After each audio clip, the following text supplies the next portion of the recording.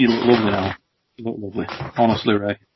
Soon, mate. Just whip that top off. I'll grab my camera.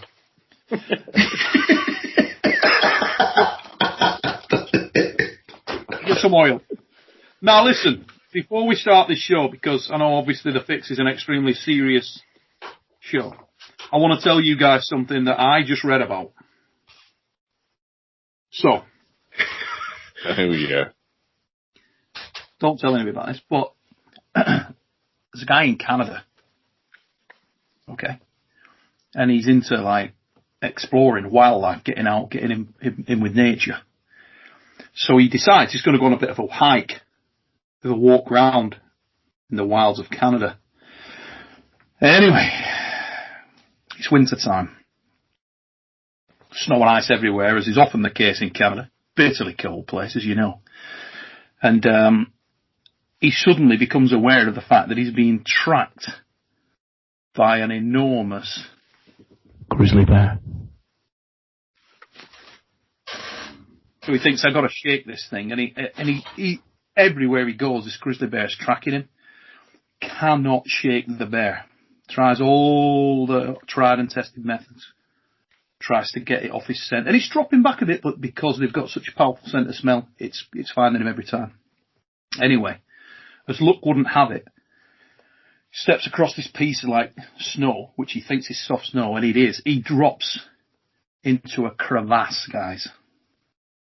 Now, the soft snow at the bottom of the crevasse that he's fallen through breaks his fall, and he survives the fall. Okay? And the good news is that he's shaken off the bear. The problem, he's got his foot jammed in between this ice. Okay?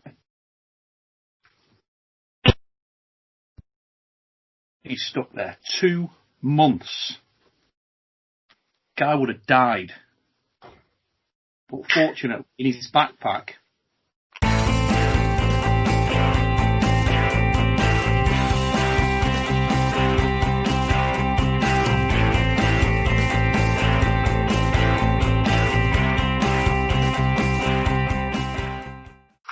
he had a load of Western Survivor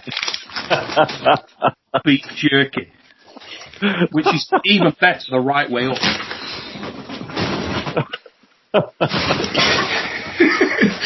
Ryan, where's your shirt, Ryan?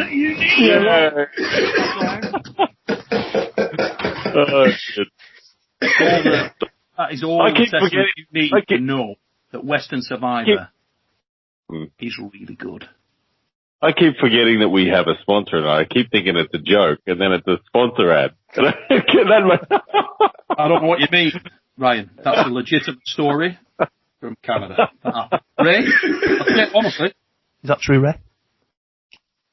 Sometimes. Yeah. Good enough for me. Half the lies I tell aren't true. That's my missus. Tonight. Exactly that. Ladies and gentlemen, welcome to the Fix Motherfluffer show number 38.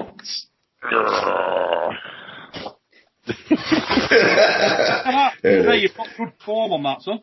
Nice work. And it looks even better in your Western Survivor t-shirt. Now then, links in the description. The world's finest beef jerky. Let's talk about some arm wrestling, guys. Let's talk about some arm wrestling. And to start things off, I think, Paul, you had a topic that you wanted to raise. A bit of action in North America over the weekend.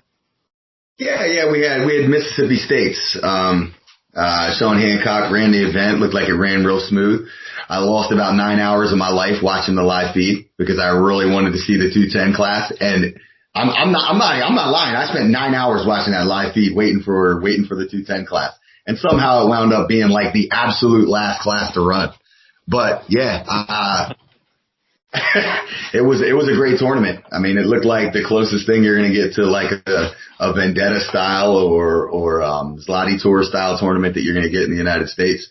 Great turnout, a lot of great arm wrestlers, and a lot of great arm wrestling. And for me, a couple people showed out big time. Obviously, Dan Mosier, and Herman Stevens looked incredible. Yeah, Herman's another guy. He pulled like every class. Herman's under the radar, and a lot of people, always forget he's like that guy that people forget about. Herman's really serious when he's on. Ryan doesn't forget about him. No, the only time I've ever seen Herman, obviously clearly injured and unprepped, and maybe carrying some kind of serious virus, was that time he pulled Ryan on the practice table after Nemiroff Cup. Yeah, but it's the only one time that he may have had something wrong with him. Outside of that one time, he's amazing. Now let's talk about, come on. Talk about the white elephant in the room. Dan Mosier any good? Well, Ryan, you've got to win against Dan Mosier. You've got to win against Dan Mosier. There's plenty of controversy behind that win as well, but Dan Mosier is ranked number 2 in the world behind Khaled at the moment, is what I'm hearing. I think you'll find that number 3. Shots fired. Because we know that Danny is... Oh, yes, of course. Don't you dare put him in the category as Khaled. He's not ranked. Danny is not ranked. He's above all. One above all. Danny, he's not ranked. He does the ranking. He is the ranking. The Danny test ranking. Dan is on a tear at the moment. He's impressing everywhere he goes, and he is someone that is designed for tournament arm wrestling. He's designed to slay heavyweight. I haven't seen a middleweight more efficient at pinning super heavies than Dan Mosier. I think he's instantaneous side pressure from a flat-wristed position where he doesn't want much movement. Either way, pronated, supinated, he just wants to stay flat and just bang. He's probably got more instantaneous side pressure than anyone that I can think of off the top of my head. And super heavyweights don't trouble him. But there happens to be 2 people on the show right here that have pinned Dan Mosier, and well, we just need Ray to step up. But of course, Paul, you did it at the Arnold's Classic last year. Was it last year? Yeah. The last time it happened, but it wasn't last year because the guy. 2 years ago. Yeah. And myself at the Arizona comp as part of the team's event, got pins on him as well. So, I personally really feel confident that I could replicate the scenario, if we were to face again, especially if it was a super match. If it was a one-off, Dan's always dangerous, but, super match, I feel really confident that I could. He is a glass cannon style puller. He's a silver bullet style puller. You dodge that just a bit, derail him a bit, make the match stop in any way, shape or form. He really becomes quite vulnerable and he's not the same level of threat very quickly. So I think I could do him and yeah, do it. He's a real puzzle to be solved, isn't he? Stylistically, he's a puzzle to be solved. He creates a scenario where he is able to utilize his weaponry really effectively, and every credit to Dan for that. And I know there's a growing number of people that are saying, why is this guy, which is the to put no finer point on that as well, he was active and also pursuing a career with Professional Arm Wrestling League. Correct. And that's one of the reasons in that respect, But is Daniel Mosier relevant? Yeah, sure he's relevant. Oh my gosh. He's very serious, undeniably so. Every credit to the lad. He's had some impressive wins. Is he invincible? Well, sorry, there's one more point. I'll let you guys talk. Dan can beat people that I can't beat. Guaranteed. Yep. But I could beat Dan. Like Ray. One more thing. Neil, have I beaten Dan Mosier? Lefty won it. Oh, shit. Sorry. Neil, you're the odd ball out now, Neil. Everyone on the show pretty much now. Well, yeah, Arm Wars. Arm Wars, Neil versus Dan Mosier. Ray versus Dan. It happened. It was Feeble, wasn't it? Feeble? 2014, yeah, Germany. Yeah, so you're all very experienced with. In fact, I think I'm the only person on the call who hasn't pulled Dan Mosier. Arm Wars 2021. Yeah.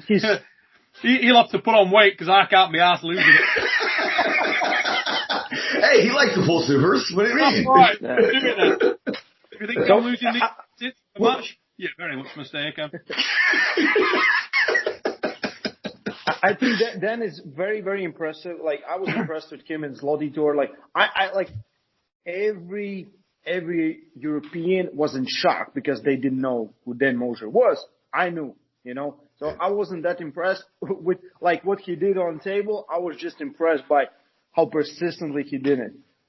Like, he has weaknesses, and if he develops good strategy how to counterattack those weaknesses, he could be the full package. Right now, he's super explosive. He finishes matches very fast, and there's like, he goes from like one opponent to another very fast. And that's like, when you're pulling tournament, that's exactly what you want. If you want to be like, to say like beating someone in a slow match, yeah, it's more satisfying. But when you know you get that ready going, booms, you know. Right. So I'm very impressed. I like Dan, and he's very, very, very, very good, very, very strong. But like everyone, he has weaknesses, and like you both have exposed his weaknesses. And if he doesn't improve on that, more people will catch up. We know a lot of good guys that became world champions. Like, great example is Betkili Oniani from Georgia.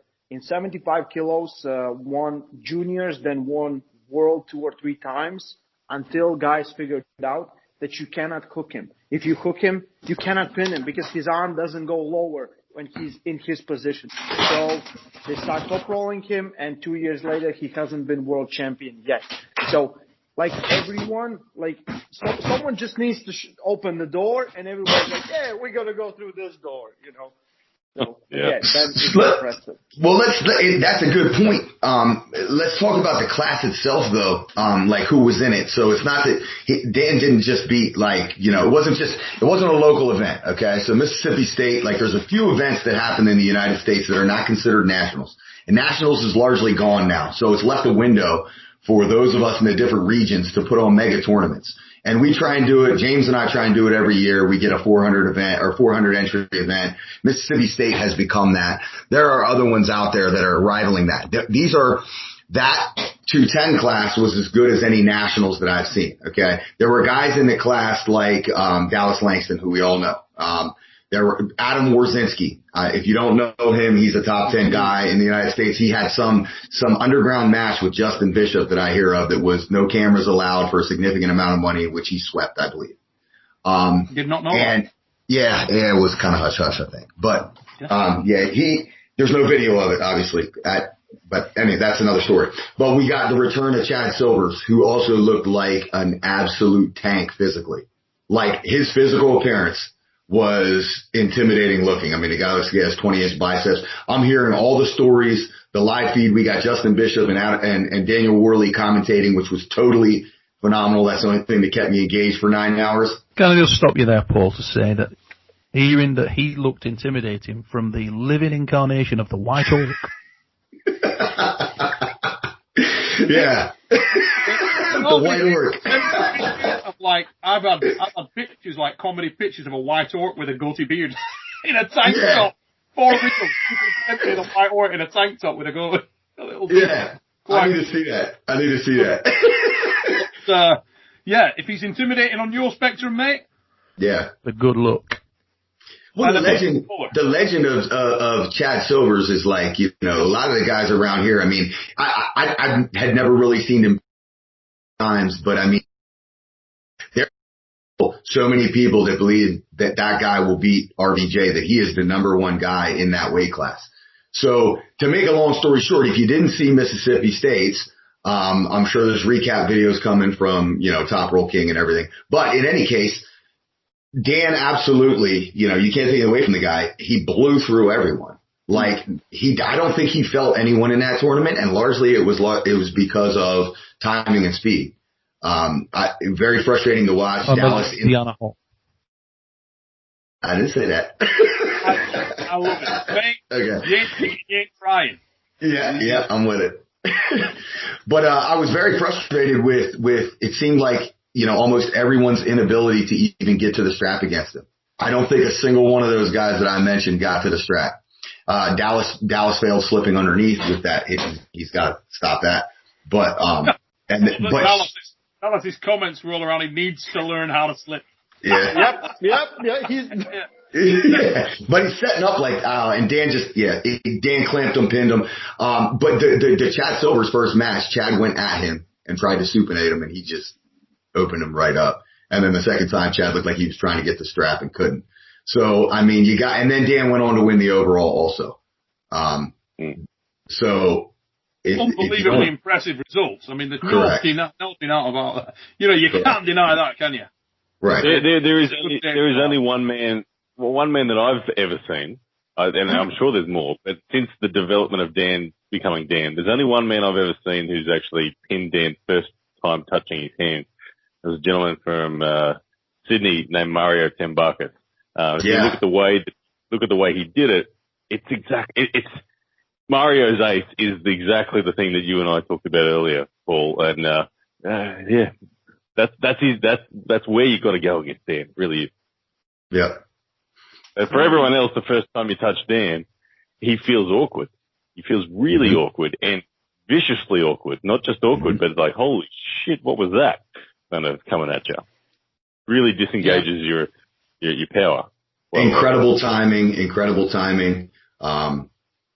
no load. Yeah. Unbelievable. Mastery of the Louisiana hop.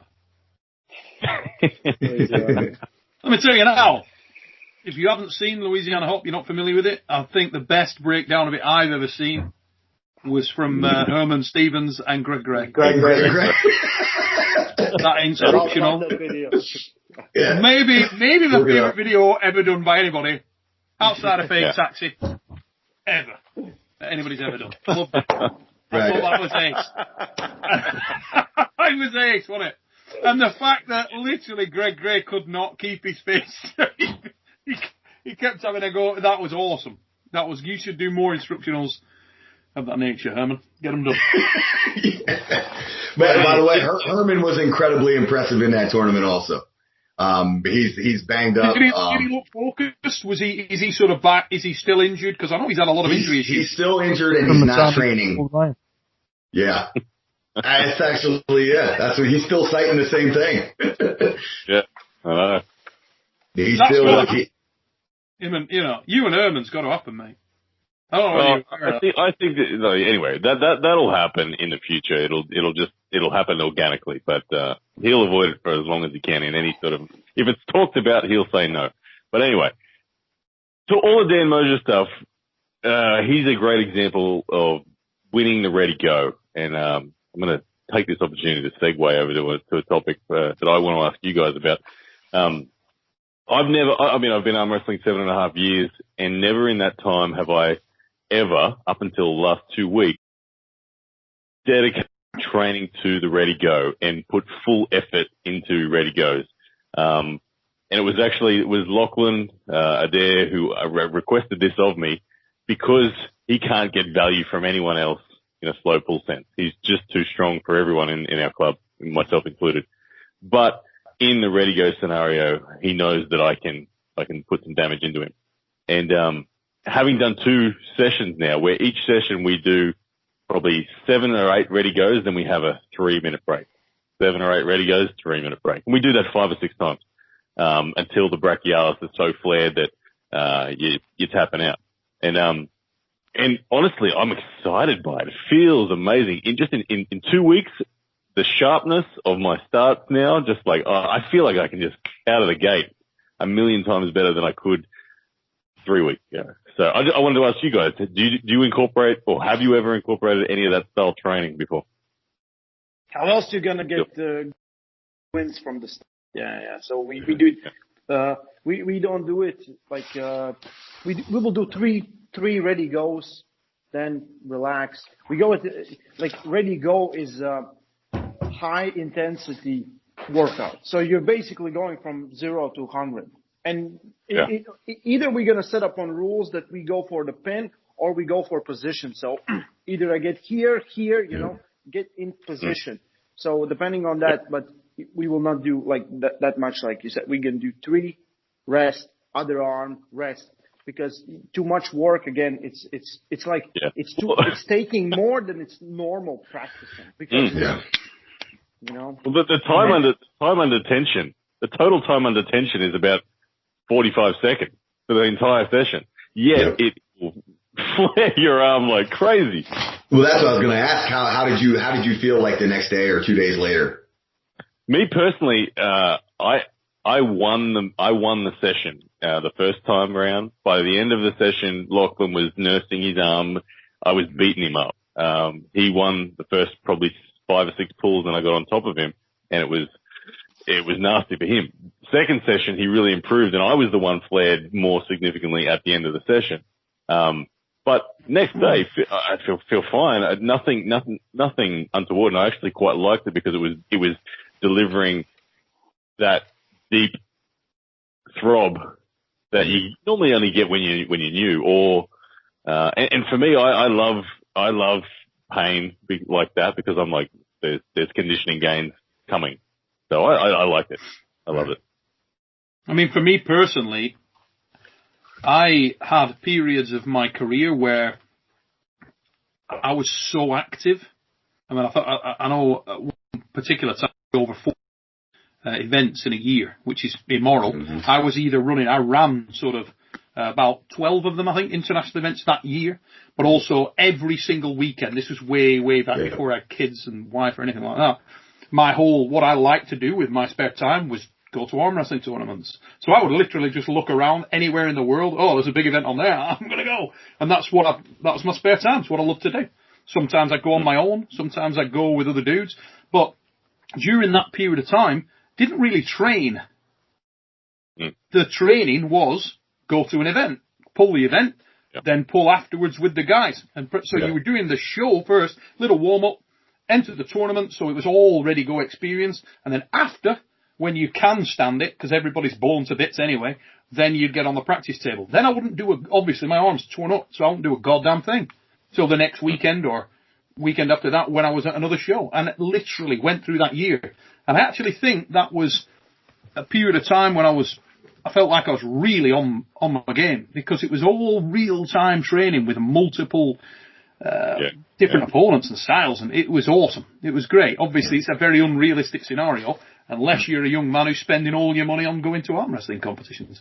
I did that. That was pretty much my first year. I was obsessed, bro, and I wouldn't get off the table afterwards, you know. And I think I made gains because of that, going all over the place. But it's funny you bring this up, Brian, because normally I'll do ready goes and with the Maryland guys like Morocco and stuff every once in a while if somebody's wanting to improve timing. But it's usually something I don't necessarily build in practice. And this was my first week back to training after 5-6 weeks off for an injection in my elbow. And I went to Allentown practice and they wanted to do King of the Table at the end. So I think I wound up doing about 45, 50 on each arm, something like that. But it was really nice to get back to initiation. It's a lot different, I think, with what you're talking about, where you're pulling with another guy who might even be stronger than you. That's got to be the next level. That's why I asked about Pink. The ironic part was Paul Talbot showed up in Harrisburg the day after that. After I had this first training back, and he's like, "Hey, let's pull." So like my left arm is completely dead right now. Went from King of the Table to Paul Talbot. So I'm suffering. My God, that's Paul's left. It's unbelievable. It's unbelievable. I haven't had a good soreness. Comparing the fabric of King of the Table style pulling, which I've done plenty of times at the Brisbane Club as well, versus what I'm doing with Lachlan these last 2 weeks. King of the Table, it's initiations, but there was no seriousness like there was with Lachlan. You mentioned that Lachlan's stronger than me. Very true. I'm dead loading. There's no pressure. I'm not giving him anything. And we were just setting up a timer with 2 beeps that would happen somewhere between 6 and 10 seconds. First beep means no more movement, straight in your ear, basically. Mm-hmm. So we've negotiated beep. All right, here's our final destination. And then the next beep, we're out of the blocks. And so 30 or 40 initiations where my central nervous system is firing as hard and fast as it absolutely can. And honestly, I can't believe I haven't been doing this for ages. It's exciting. I feel like it's got huge benefit. Yeah. Well, we were on the show the other week and we spoke about the potential of training specific ready-go scenarios and also focusing a specific technique on that. Yeah. So you would go in there and do ready-goes, but you're not going to do anything other than go for a hook, other than go for, whatever technique you want to go for. I rate that. I think that's a great way of training things. Trying to get as much match or reality as you can in order to get yourself ready for a scenario, particularly scenarios that you wouldn't necessarily be your first choice go-to in a tournament. I think that brings you on enormously, rounds you out enormously, really beneficial. That gives you more of an element of training too, rather than just king of the table, whatever. But I think like Ryan, you're blessed to have somebody like Lachlan around you, where you guys are so close on that ready go format that you can go back and forth. I think if you don't have a partner like that, the ready goes could be really, really tricky. Mm-hmm. Yeah. Well, the benefit for Lachlan, he's the stronger guy, but the slower to initiate. I've felt his improvements live in the last session. Like I said, 30 or 40 ready goes, that's a lot of time to adjust. I would describe Lachlan's first 10 ready goes as him picking an ace and him hitting that ace as hard as he could. Mm-hmm. It worked for the first 3 or 4 because he's just too strong. But once the flare kicked in, that no longer worked for him. It allowed me to walk all over him technically and feel where the gap was.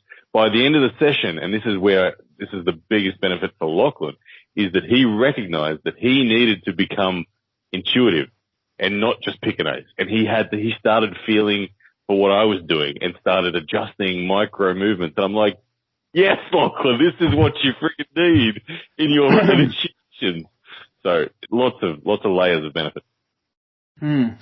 Yeah, I can imagine that would work, particularly for, I think Devon Larratt's often had that kind of situation where he's been, I'm not going to say he doesn't progress, because of course he progresses, he evolves like anybody else, but I think an area of weakness, if he had one, would be his lack of attacking arm wrestling. We've spoken about it before. And if you ever got to a situation where he had the right set of training partners that he could, just get back into firing off on people, not many people want to be out the punch bag for that particular scenario. That's some impact on your joints right there. But if he could find people like that, right, I think it brings anyone on. I think it makes and it actually segues into one of the questions we've got, guys. This is from Ray, and Ray asked that he wanted to find out, in our opinion, which was the most important fundamental. And I want to put this over to our resident coach and technical director, Rollie Royce. He'd actually put there that he thought it would be either cup, pronation, or rise. So a pretty good. 3 of the 4. yeah. But what would be our number one, Rollie Royce? He's not asking Todd. I go with cup. Cup. The can, like. Why, Ray? I think you have more, like, there are very few guys that are really that Todd Hutchings style pullers where the hand doesn't matter. They are much more less. And if you have a really good hand, solid fingers, solid rotation, everything there, you can work on a lot of things in your game. And I think it's a huge advantage when you know how to use it. Like, having a weak hand is a huge disadvantage when you're trying to, your style involves having a strong hand. If your style doesn't involve having a strong hand, okay, no problem. But most of the guys, like, you need that hand. You need that hand. It will show direction. It will counterattack things. It will gain things. It will get things. So mine are always hand. The song goes cup. Yeah. And at this point, somewhere in the world, Todd Hutchings is going, bollocks. Yeah. Give me 10 examples of that. Okay, give me 20 examples of Todd Hutchings. I will give you 100 examples of strong hand. Ooh, shut up. But it's true. But this, generally speaking, this is the ship, like the front of the ship. Not everyone can do this. Most cannot do that. No. Yeah, just think about it and bring it back to Khaled. Everybody wants to talk about it. Why is everybody raving about Khaled? He has a mega hand. If we see Khaled giving Devin a whole bunch of trouble like this, we're just saying there's another guy that doesn't know how to arm wrestle but has a strong arm. Mm-hmm. Mm-hmm. Yeah. So which fundamental is most important really is dependent upon where the balance lies between you and your opponent at the end of the day. The most important one is the one that you have more of than relative to your opponent. That's what's going to win it for you. But but more often than not, the hand will be the first fight that happens at the end of the day. So if you lose that very first fight, even if you had superior side pressure, you didn't get to access it. So your hand will get you into the fight. Objective one, arm wrestling is a series of negatives that your opponent has to pull you through. They have to, for you to defeat me, you've got to unwind my back pressure. You've got to unwind my pec and shoulder with side pressure. And ultimately you got to get me down to that pad. But when wrist flexion is the only negative that we don't get to start with. Everything else we can load our back pressure, we can load our side pressure, but wrist flexion, we're starting already exposed. So it's the only one that we have to earn off the go. Yeah. Everything else you can already have. You can protect and load. So if you're not ready to fight for that, you're going to get exposed and all of this is going to become irrelevant. So I think that's why for me, because it's the only one we don't get to start with, that you really need to invest a lot of time into the wrist flexion. Well, the interesting thing is, I mean, we were just talking about the Toddzilla perspective there, and there's other guys going to disagree with what we're saying here. And I think it is very much a personal point in that which is the most important fundamental depends on how you want to arm wrestle a guy, really, doesn't it?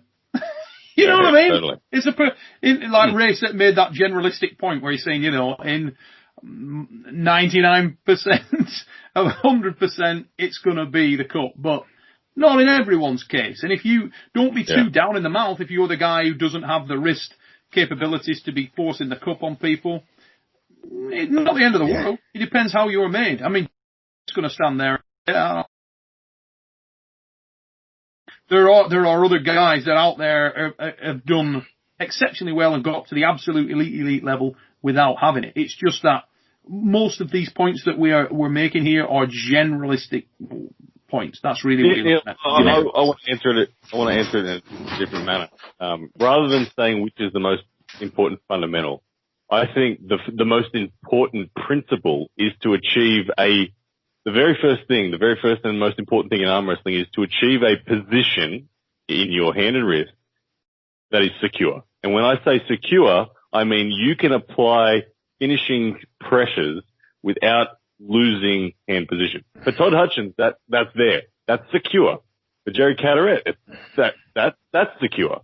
For me, this is not secure, so that's not an option. But securing your hand and wrist in a position where you can drive with all of your arm and your hand will stay where it is, that to me is the critical thing about hand. And that opens it up to everyone. Yeah, I mean, this is a good question. I mean, and I think one of the first times I got on this show, I think I posed this question to you guys, and we're kind of going back through it, and I can't disagree with everybody. Everybody basically said cup. I think it's funny. Every time I see Tim Bresnan and I say the word cup, or if I say the word cup online, and Tim will jump in and say, why are you using this term? What is this term? Everyone says cupping is something different. Is it squeezing? Is it holding a cup? What are you doing? What's cup? Somebody define it for me. He hates it. He hates the word cup.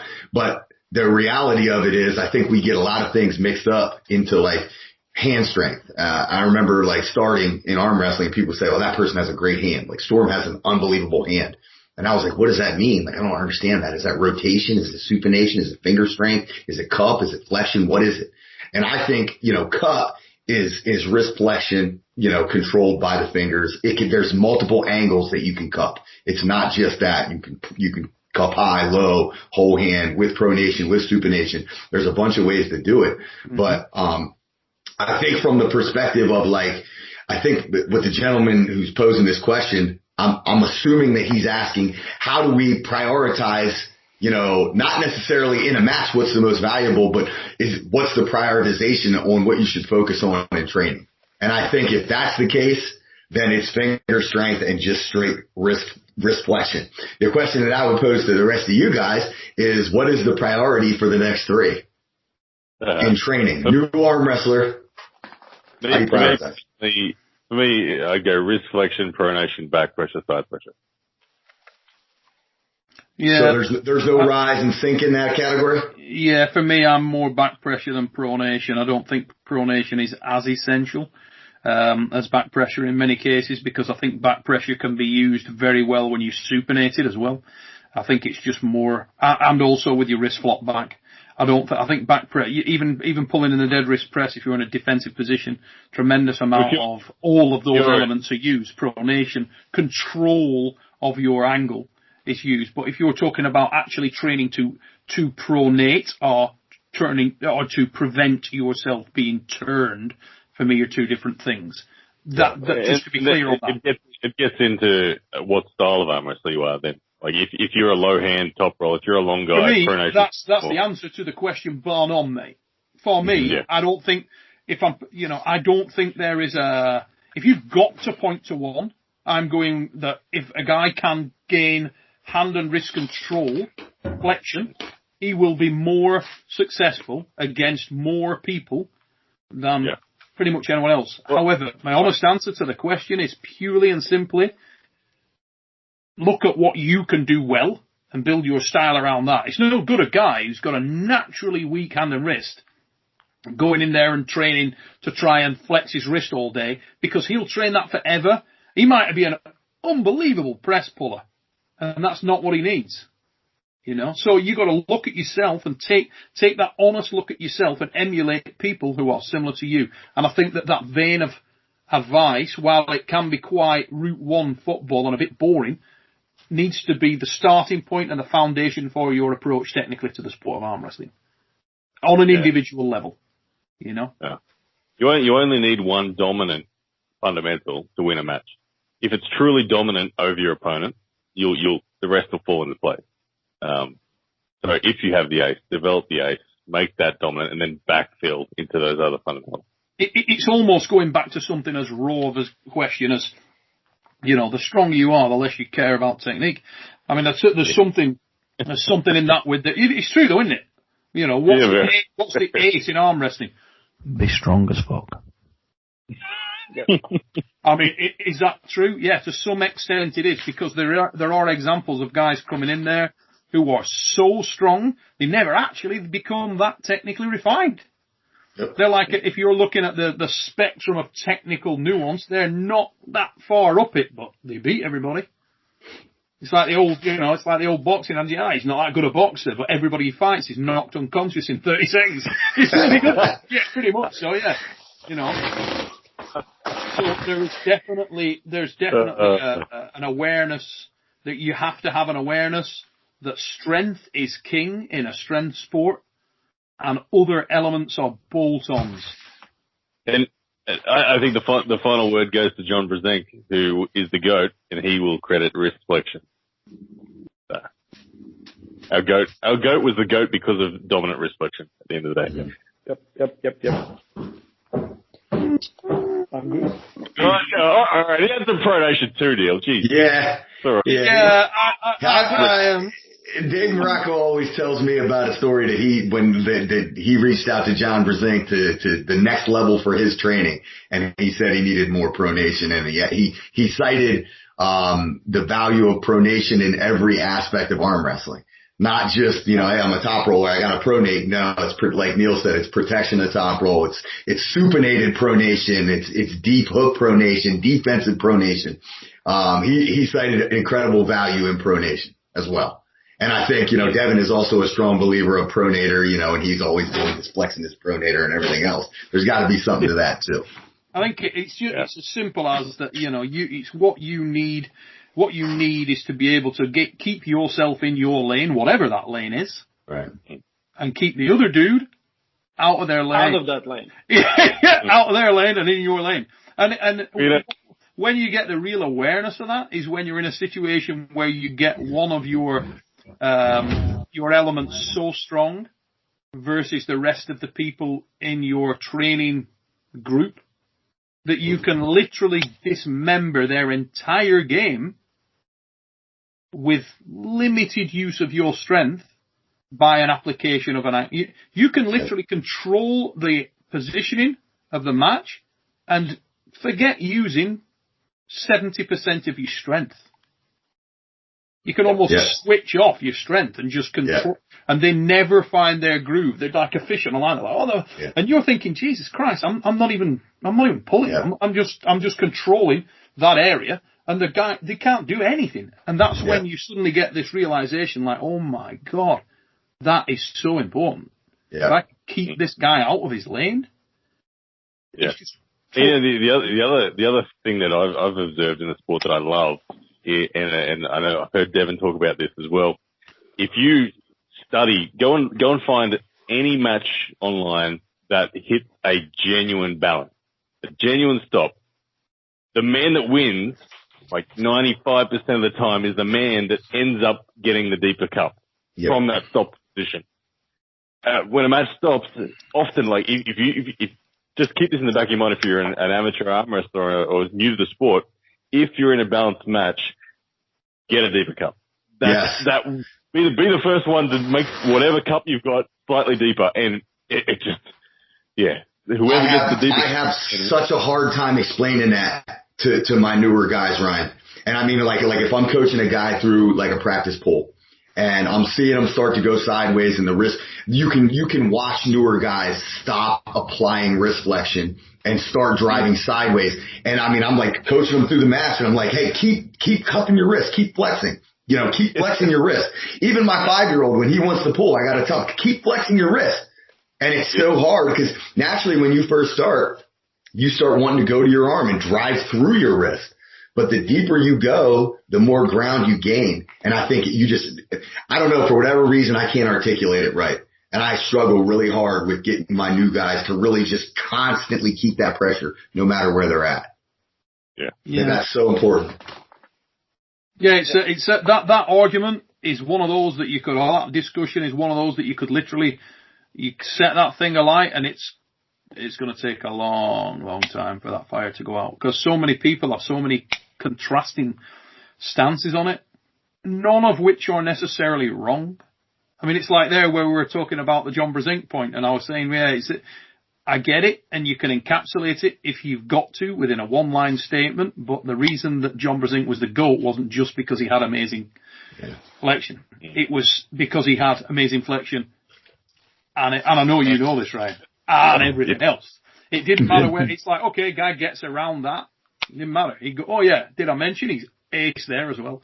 And he's also getting brilliant at that. And he also has no nerves. And, and he's also brave as balls and will go transition from one position to another position. So many things that guy did well. I've seen John's hand and wrist busted open, and he's just as comfortable when look at the Taras matches. His hand and wrist, for all his requirement of hand and he didn't get it. Got flattened off. It doesn't matter, because my arm's also ridiculously strong, and it's everything. He was the antichrist of the monotechnical arm wrestler. He was just the reason why he was the best, because his strength was not having a weakness. As simple as that. Just ridiculous. I mean, I always look, everything. I even loved it. I think it was Tom Nelson came out with one of my favourite quotes of all time, and I don't want to do it an injustice, but it was along the lines of, arm wrestling is cheating. John Brzenk just doesn't do it fairly. It was something along those lines. And even that made me smile that day, because of the fact that when it was like spit and sawdust, he could even do that. You know what I mean? If you were trying to absolutely screw the guy over with the worst cheats you could put, he could even do a bit of that. If he had to, he could turn it on in any environment you wanted, So it was, it did make me smile that day. I'm sorry I murdered your line, Tom, because it was genius when you came out with that. It was absolute genius. It really was. But, I had another question as well, and it's killing me. Can you remember what it was, Paul? I promised we would answer a question that you picked up on, and you said, that's a really good question. That was it. That was it. Was it that question? Yes, it was that question. What It was that question. Yeah. I'm glad we answered that one in some kind of depth then. I say that. It's probably as unclear as when we started. Yeah. But, Well, that's the thing. It doesn't. You can't lock it down at the end of the day. At least there are so many variables. It's a human versus human environment, which is infinitely variable. So, yeah, it's never a simple answer, no matter what. Ladies and gentlemen, we are 45 minutes into this episode number 38 of The Fix. And that pretty much wraps it up, mother fluffers. Want to say a massive thank you to my co-host, first of all. You looked quite quiet in this one, the voice. Rollie Royce was quite quiet, wasn't he? Quite subdued. Yeah. Missed you, Ray. I missed you. Ray submitted the question. I thought Ray was asking the question on this one. Well, he's been quite subdued, Ray. We need to give him that little bit of an... Next time, Ray. Next time, so we'll cheer him up. He got loads of love in episode 35 and 36. There was some stunning... At the end, in the forest, I loved that. I loved that. Yeah. Nice backdrop. Ray's foot. Brilliant. I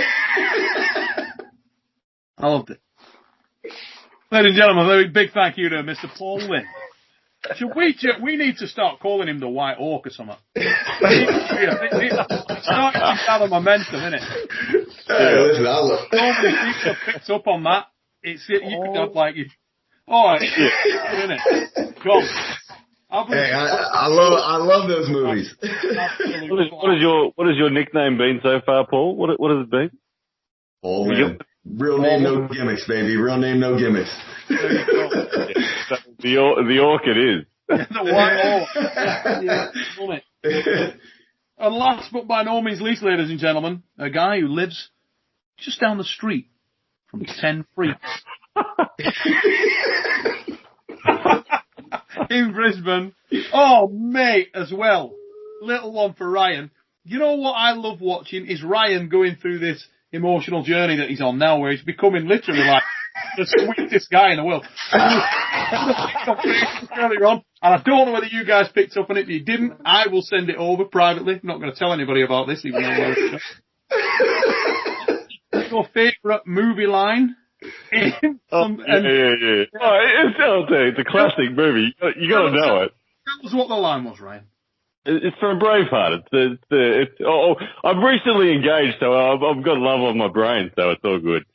It's the vowels that bloody Mel. What's his name? Mel Gibson. Mel. Come on, man. He's from your country. Yeah, I know. His name. It's like the most famous Australian ever. Anyway, go and see it. It's on Instagram. Go and see it. I'll keep you in suspense. You won't say it. I missed this. I need to see it. Line. Come on. All right. Get on your knees. Hang on a minute. Let's get in the right mood. Let's get in the right mood, lads. Right. You put the pressure on me. I can't do it. You're killing me, Ryan. Come on. No, I don't want to murder it. It's something like, what is it? I'll love you from this day forth and no other. Something like that. I thought that was some moving stuff right there. Because I went with, you are not on fire, Ricky Bobby.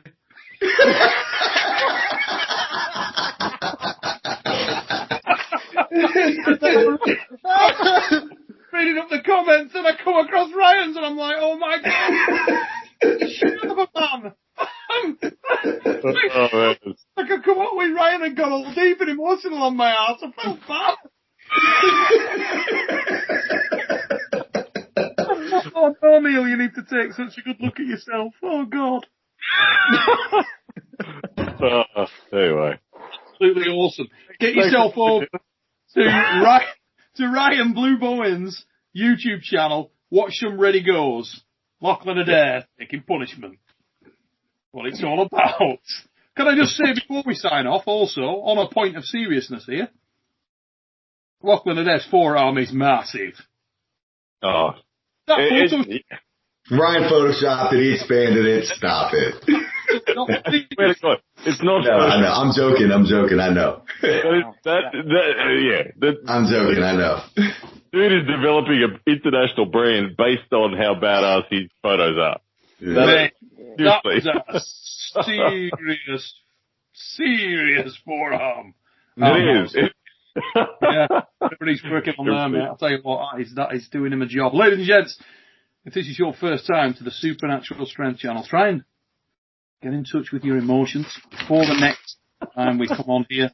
Like, share, and subscribe. And remember, if you get stuck on a mountain pass with your foot lodged in solid ice,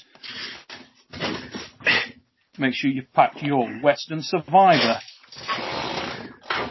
And until we see you next time, take it easy, peeps.